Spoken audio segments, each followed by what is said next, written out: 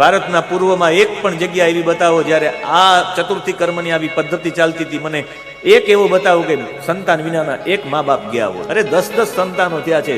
અત્યારે એક સંતાન ઉત્પન્ન કરવા માટે હજારો ગોળીઓ ખાવી પડે, હજારો ઇન્જેક્શનો લેવા પડે. હું તો કહું કે એક્સ અને વાયમાં વાય સાવ નાબૂદ થઈ ગયો છે. સંતાનોમાં પુત્ર ઉત્પન્ન થવા માટે મુસીબતો થઈ ગઈ છે. સાવ વાય નાશ થઈ ગયો. વાયને પાછો ઉભો કરવો હોય તો ફક્ત એક જ કામ છે, દર શનિવારે અડદની દાળ જમો એટલે વાય પાછો ઉભો થઈ જાય.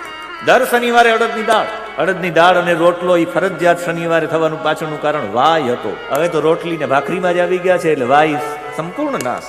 ફરી તમે નોંધ કરી લ્યો, ફરી લોકોને બાજરાના રોટલા ઉપર ને જુવારના રોટલા ઉપર ન આવવું પડે તો કે આખા વિશ્વને, અને આખા વિશ્વની બાજરો ને જુવાર લેવા માટે મેડ ઇન ઇન્ડિયા ભારત જ આવવું પડશે, બીજો કોઈ વિકલ્પ જ નથી. ખેતીના બળ ઉપર, અન્નના બળ ઉપર, ઔષધિઓના બળ ઉપર, આયુર્વેદના બળ ઉપર, જ્ઞાનના બેઝ ઉપર ભારત મહાસત્તા બનશે.